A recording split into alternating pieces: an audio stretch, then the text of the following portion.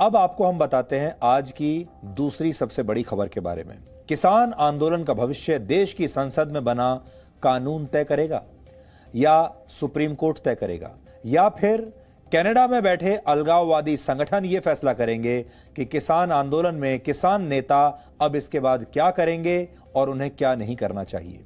यह सवाल पूछने की वजह कनाडा से दी गई एक धमकी है, जिसकी जानकारी ऑल इंडिया किसान कोऑर्डिनेशन कमेटी के एक मेंबर और उनके प्रवक्ता विनोद आनंद ने देश के कृषि मंत्री को दी है। मैं सरकार के जितने भी पदाधिकारी हैं उन सब से मिलूंगा, अभी कुछ लोगों से मिला हूं, और उनसे प्रार्थना करूंगा कि जो उनके पास तरह तरह के कॉल्स आ रहे हैं, खास करके कनाडा से और बाहर देश के बाहर के मुल्कों से, उनसे उनको सुरक्षा प्रदान करें और मान साहब को जो समस्याएं आ रही है वो इसका संज्ञान लें। जब विनोद आनंद कृषि मंत्री को यह जानकारी दे रहे थे, उसी वक्त भारतीय किसान यूनियन के अध्यक्ष भूपेंद्र सिंह मान ने उस कमेटी से खुद को अलग कर लिया जो सुप्रीम कोर्ट ने किसान नेताओं और सरकार के बीच सहमति बनाने के लिए जिसका गठन किया था। और भूपेंद्र सिंह मान जो हैं उन 4 सदस्यों में से एक हैं जो इस कमेटी के सदस्य होंगे। उनका कहना है कि एक किसान और यूनियन लीडर होने के नाते जनता और किसानों की भावनाओं और शंकाओं को देखते हुए वो इस कमेटी से अलग हो रहे हैं और वो किसानों के हितों से समझौता नहीं कर सकते। ये तो उनका औपचारिक बयान है जो वो दे रहे हैं। हम ये नहीं कह रहे कि भूपेंद्र सिंह मान के फैसले का कनाडा वाली धमकी से कोई रिश्ता है, पर कमेटी से नाम वापस लेने की टाइमिंग बहुत सारे सवाल खड़े कर रही है। हम लगातार आप सबको ये बताते आ रहे हैं कि किसान आंदोलन में खालिस्तान के कई संगठन सक्रिय हैं। इनमें से कुछ कनाडा से भी ऑपरेट करते हैं। भारत में प्रतिबंधित संगठन सिक्स फॉर जस्टिस ने सुप्रीम कोर्ट को एक चिट्ठी लिखी थी, चीफ जस्टिस ऑफ इंडिया को चिट्ठी लिखी और यह धमकी दी कि वो पंजाब को अलग देश बनाने के लिए लंदन में 15 अगस्त से एक जनमत संग्रह करवाएगा।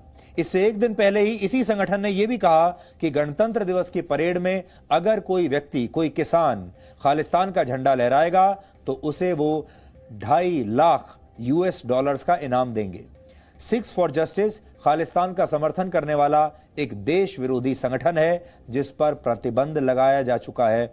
लेकिन अब आपको यह समझ में आया होगा कि ये जो संगठन है ये लगातार ये कह रहा है कि वो इस किसान आंदोलन के पीछे हैं, इसका समर्थन करते हैं। और अब बड़ी बात यह है कि क्या खालिस्तानी ग्रुप्स जो हैं वो बाहर बैठकर किसान नेताओं को धमका रहे हैं?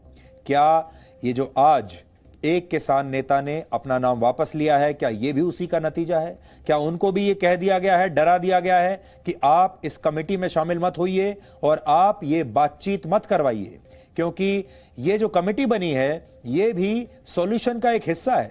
लेकिन कुछ ताकतें ऐसी हैं जो ये चाहती हैं कि यह आंदोलन कभी भी समाप्त ना हो और ये विवाद कभी समाप्त ही ना हो। ये वो ताकतें हैं। आपको याद होगा 2 दिन पहले सुप्रीम कोर्ट ने कृषि कानूनों को लागू करने पर रोक लगा दी थी और सुप्रीम कोर्ट ने ही 4 मेंबर्स की कमेटी बनाई थी जिन्हें आंदोलन कर रहे किसानों से बात करनी है। अब इस कमेटी में 2 कृषि अर्थशास्त्री और 1 किसान नेता ही बचे हैं, यानी 4 में से 3 लोग बचे हैं। एक सदस्य ने, भूपेंद्र सिंह मान ने, अपना नाम वापस ले लिया है।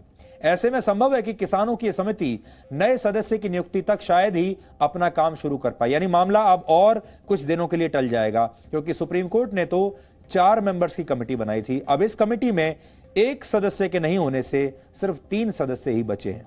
कल केंद्र सरकार और किसान नेताओं के बीच 9वें दौर की बातचीत होगी और कृषि मंत्री नरेंद्र सिंह तोमर को यह उम्मीद है कि यह बातचीत सार्थक होगी, क्योंकि सरकार खुले मन से किसानों की समस्याओं पर विचार करेगी। लेकिन आपको यहां यह बताना चाहते हैं हम कि अब यह बात किसी से छिपी हुई नहीं है कि इस किसान आंदोलन के पीछे खालिस्तानियों का हाथ है, उनका समर्थन है, वहां से पैसा भी आ रहा है और वहां से धमकियां भी आ रही हैं। इसी तरह की धमकियां हमें भी आती हैं, हमें भी मिल रही हैं और आपको अब ये समझ में आ गया होगा कि जब जी न्यूज़ की टीम सिंगू बॉर्डर पर जाती है तो क्यों हमें रोक दिया जाता है, क्यों हमारे सहयोगियों और हमारे रिपोर्टर्स की तस्वीर लगाकर उनकी तस्वीर पर क्रॉस का निशान वहां पर लगा दिया गया है, क्यों हमारे खिलाफ जी न्यूज़ के खिलाफ वहां नारेबाजी होती है और क्यों हमारे रिपोर्टर्स के साथ वहां पर आंदोलनकारी किसान बदतमीजी करते हैं, मारपीट करने की कोशिश करते हैं और गोदी मीडिया कहकर हमें पुकारते हैं। यही बात आप देखिए, कॉमन बात है। यही बात जब जेएनयू में हमने टुकड़े टुकड़े गैंग को एक्सपोज किया था तब भी हमारे साथ यही हुआ था। नए नागरिकता कानून को लेकर जब हमने बात की थी और जब हम शाहीन बाग गए थे, शाहीन बाग को एक्सपोज किया तब भी हमारे साथ यही हुआ था। और अब सिंघू बॉर्डर पर हम खालिस्तानियों को एक्सपोज कर रहे हैं तब भी हमारे साथ यही हो रहा है। इसलिए जी न्यूज़ हमेशा आपको सच्ची खबर दिखाता है। नुकसान तो हमें होता है और बहुत सारी परेशानियां भी हमें होती हैं, जान भी खतरे में आ जाती है और धमकियां भी मिलती हैं, लेकिन आप आंख बंद करके जी न्यूज़ पर विश्वास कर सकते हैं।